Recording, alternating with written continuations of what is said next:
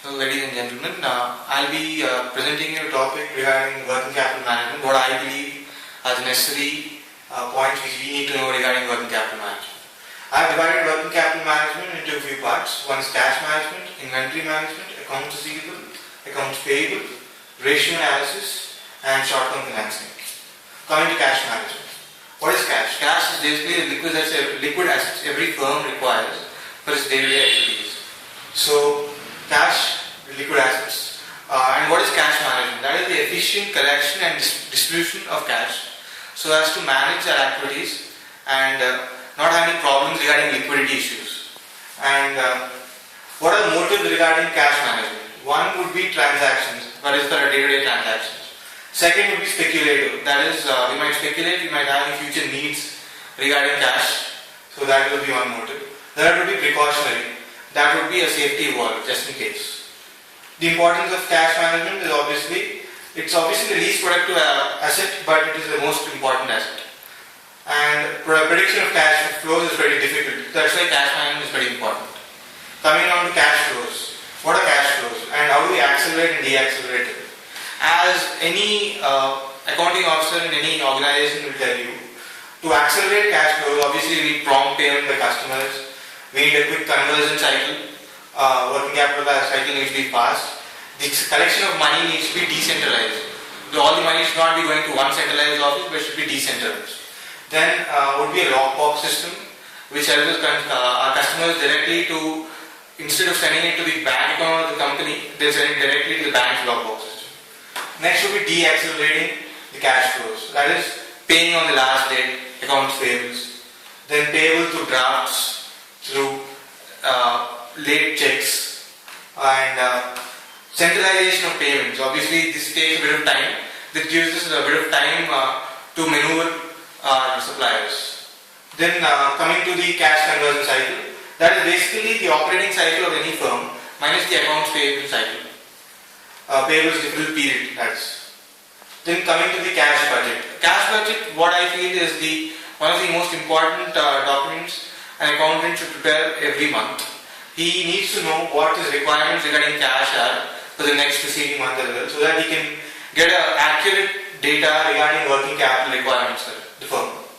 The functions of cash budget are planning, the future needs, the forecasting, and long-term planning needs also. Because of comparative studies regarding different months, maybe cash flows are seasonal. Second would be the methods regarding cash budgets. One would be the receipts and payments method. Basically, you put in the receipts, what you get, and payment you show the payments in a different column, and the balance would be the cash requirement, anticipated cash requirement. The other would be the adjusted profit and loss method, where you show your general expenses and expenses which you feel will be incurred in the next month and receipts you might get based on previous months. And the other would be the balance sheet method.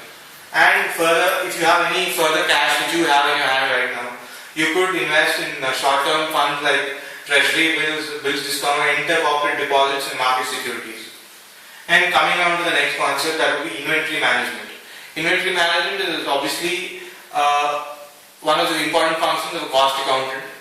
And the tools which help us as accountants, inventory management are, one would be fixation of levels of inventory. You fix maximum levels, minimum levels, danger levels, reorder levels. It helps you find out what your requirements regarding inventory are and take a position when you need to. Next would be ABC analysis. This is basically based on usage of quantities. Next would be FSN analysis, that is movement regarding goods. Fast moving goods, slow moving goods and non moving goods. And that would be economic order quantity. That would basically, it's based on the order quantity, how much the company actually needs. It's based on the annual sales and carrying costs which we have. Third would be SD, regarding the scarcity of the goods which we might have. Because some goods might be seasonal and we might need to acquire them for future use as well. So this is that tool which we use then. Third would be HML, basically based on unit price, how price may vary between various times, and we try to purchase it when it is along the lowest step. Next, general factors regarding inventory management are nature of the business. Some businesses might need stocks, some businesses might purchase just in time, and anticipated volume of sales, sometimes price level variations, availability of funds, and attitude of the management. Sometimes management policies also have a huge effect regarding inventory levels. Third would be seasonal nature of raw material, as we already discussed, demand for finished goods, and the length and nature of production. Again, we don't want to carry costs. The inventory conversion period is basically average inventory, that is opening inventory by closing inventory divided by 2, divided by cost of sales in the 365 days. That would give you the number of days the inventory would be converted into finished goods. Next we come to accounts receivable. Accounts receivable is something which every firm has to do, but they don't like it because they cost interest. So we lose cash flows by carrying credit. This is a basic account receivable cycle. Time limit, credit sale is made, a customer mails a check, deposit and credit. So time between the sale and the customer mailing the check is credit management, and the time between customer mailing the check and crediting in our account is cash management, cash collection. Then the whole period is accounts receivable.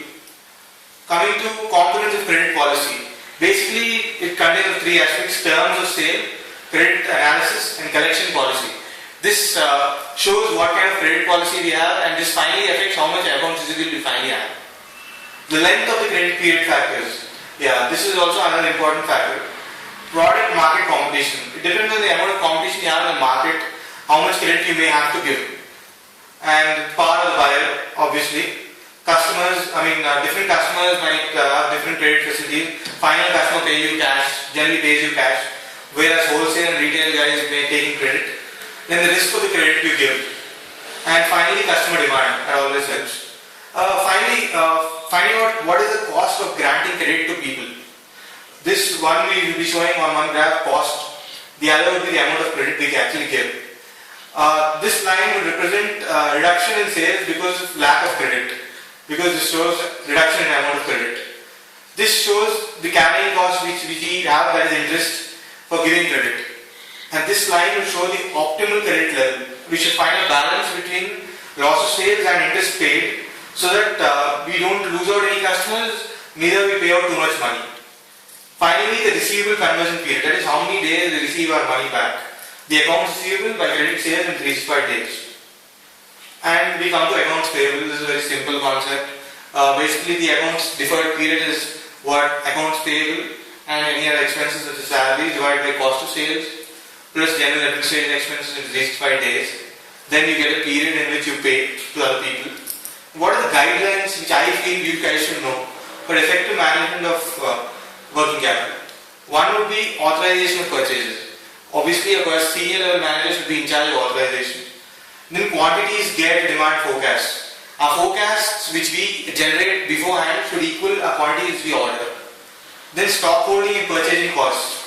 We need to find out what are the actual costs and maintain it in a manner so that we don't pay excess costs. Finally, we add alternate sources of supply. We find out different suppliers, the ideal supplier, the ideal price. Returns policy, whether we have a returns policy when the goods are not up to our mark. Can the cost be passed on? This is another important point where we always try to pass on the cost to the customer, and this is one of the important points because we do not want to bear extra cost. Next, use of float. Everyone knows. Coming to the next one, that will be ratio analysis. When you're dealing with bankers, when you're dealing with credit givers, you try to highlight these ratios and a few other ratios as well, so that you assure them that your credit is good enough. You assure them that they can finance your working capital. One would be stock turnover ratio. Obviously, it shows the number of times your stock is sold out, cost of goods sold by average stock, and this shows the number of days in which your stock is moved on in the hands of final customers. Receivables turnover, or credit sales by average accounts receivable. Find out when you get your money, how many days you get your money. Payables turnover is credit purchases by average accounts payable. That how many days you pay out your money to credit suppliers and other creditors.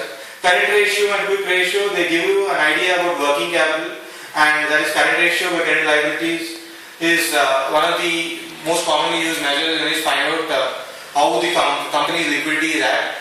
But if you want a more conservative look at the company's ratios, then you go for the quick ratio. When you take out stock, which you might feel is not as fast moving as you feel, then you divide it by current liability, you get a more accurate picture of the liquidity of the company. And finally, working capital turnover is basically net sales by net working capital.